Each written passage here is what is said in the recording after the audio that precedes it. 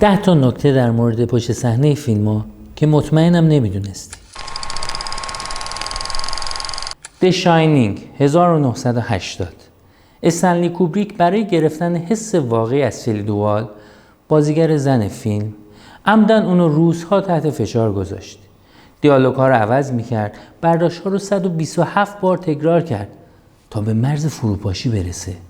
نتیجه همون ترس و عصبی بودن واقعیش تو صحنه جاودانه شد.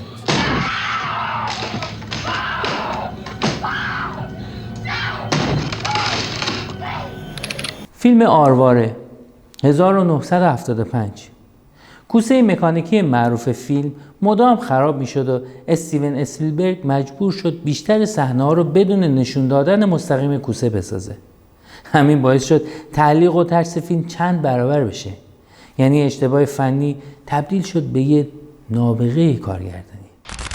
I can go slow ahead. Come on down and chum some of this shit.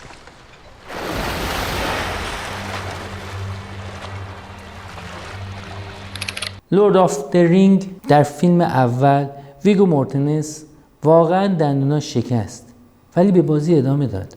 در صحنه دیگه هم وقتی با پای برهنه لگد به کلاه خود زد و فریاد کشید، اون جیغ واقعی بود چون پاش به شدت درد گرفته بود. پیتر جکسون بعداً گفت اون صحنه رو نگه داشتیم چون واقعی تر از هر چیزی بود. I see in your eyes the same fear that would take the heart of me. A day may come when the courage of men fails, when we forsake our friends and break all bonds of fellowship. But it is not this day. اینسپشن 2010. اون سکانس معروفی که جوزف گوردن تو راهروی چرخان میجنگه سی جی های نیست. کریستوفر نولان واقعا یه راهروی گردان 360 درجه ساخته بود و خودشون با سیم و دکور مکانیکی داشتن فیلم میگرفتن.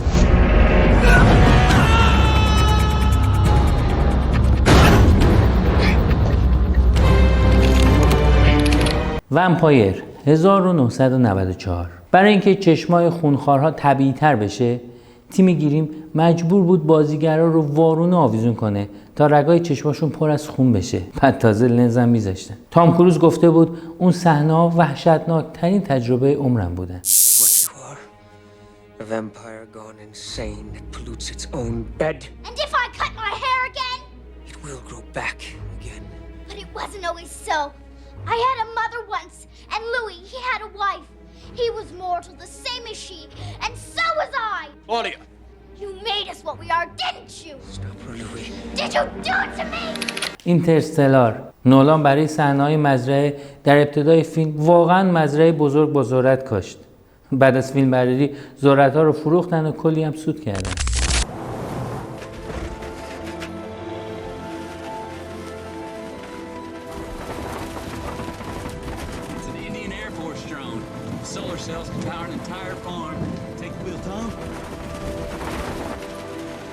جوراسیک پارک. دایناسورهای مکانیکی با بارون مشکل داشتن چون چرمای مصنوعیشون میلغزید و سیستمشون میسوخت. بنابراین هر وقت صحنه بارونی میگرفتن پشت صحنه پر از آدمایی بود که با سشوار بدن تیریکس رو خشک میکردن.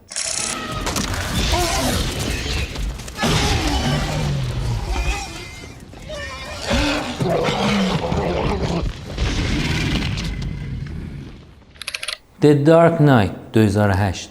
اون صحنه که جوکر بعد از انفجار بیمارستان میست و کنترل بمب رو میزنه بدایه بوده. در واقع بمب واقعی کار نکرد. لجر منتظر موند. چند بار زد تا آخرش ترکید. نولان از واکنش طبیعی خوشش اومد و نگهش داشت. البته راه دیگه‌ای هم نداشت چون بیمارستان منفجر شد.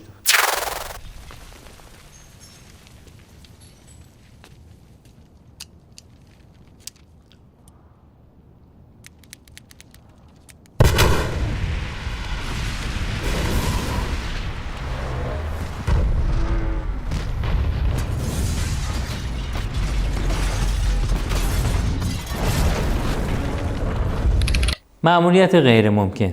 تام کروز در یکی از صحنه‌های پرش بین دو ساختمون واقعا پاهاش شکست ولی صحنه رو کامل کرد چون نمیخواست برداشت خراب بشه.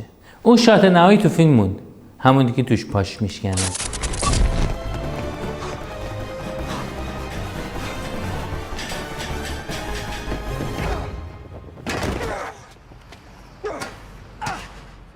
تایتانیک 1997 آب سکانس غرق شدن 5 درجه بود و خیلی از عوامل واقعا دچار هیپوترمی شدن. کیت وینسلت بعدها گفت تا هفته‌ها بدنش درد میکرد چون لباس غواصی نداشت.